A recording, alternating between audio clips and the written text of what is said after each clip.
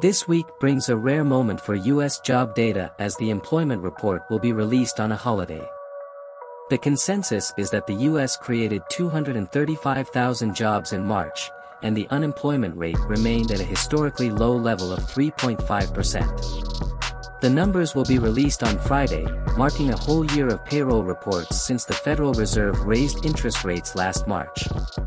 Try to imagine the coverage of a book on Thursday at the close of business on a Friday, when the US Treasury market is the only one open for business with Europe closed on Good Friday and Easter Monday. The algos will have a field day, wrote Andrew Brenner, the head of international fixed income at NatAlliance Securities. Goldman Sachs has been fined $3 million by the Financial Industry Regulatory Authority, FINRA, for mistakenly marking tens of millions of equity orders as long instead of short. The Goldman mistakenly classified 60 million short sale orders as long from 2015 to 2018, leading to 12,335 short sale orders being executed while a short sale breaker was in effect, the regulator said. Goldman did not admit or deny FINRA's findings, and a bank spokeswoman declined to comment.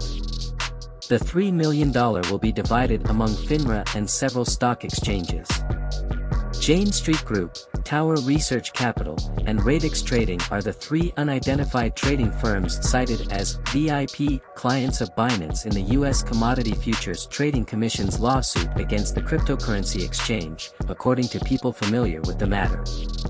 Last week, the CFTC accused Binance of falsely complying with U.S. derivatives regulations and anonymously cited the three U.S. quant firms as examples of how U.S. clients accessed the platform.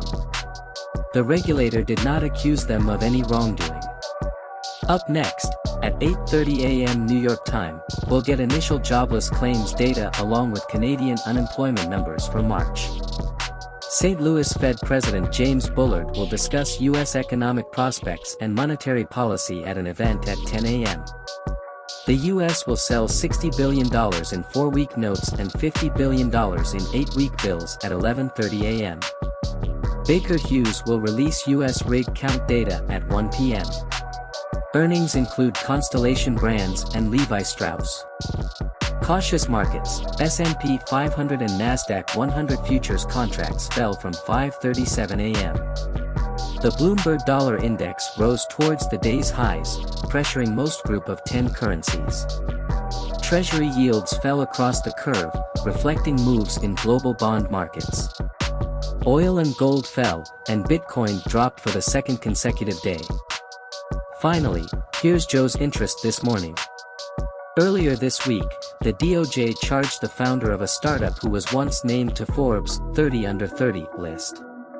This isn't the first time this has happened to someone on those lists. Anyway, I'll get back to that in a second. In the latest episode of the Odd Lots podcast, we spoke with famous trader and author Nassim Taleb about what various groups of people, Bitcoiners, VCs, vaccine skeptics, etc., get wrong in their opinion on what it means to be anti-fragile. The author of Fooled by Randomness is always an interesting character, but part of what makes his current arc intriguing is how he seems to have turned against many of the people who once admired his philosophy. Anyway, at one point we talked about the fall of SBF, and he called it a whole collection of young people who think the past doesn't exist, and how youth and inexperience can be dangerous in finance in particular.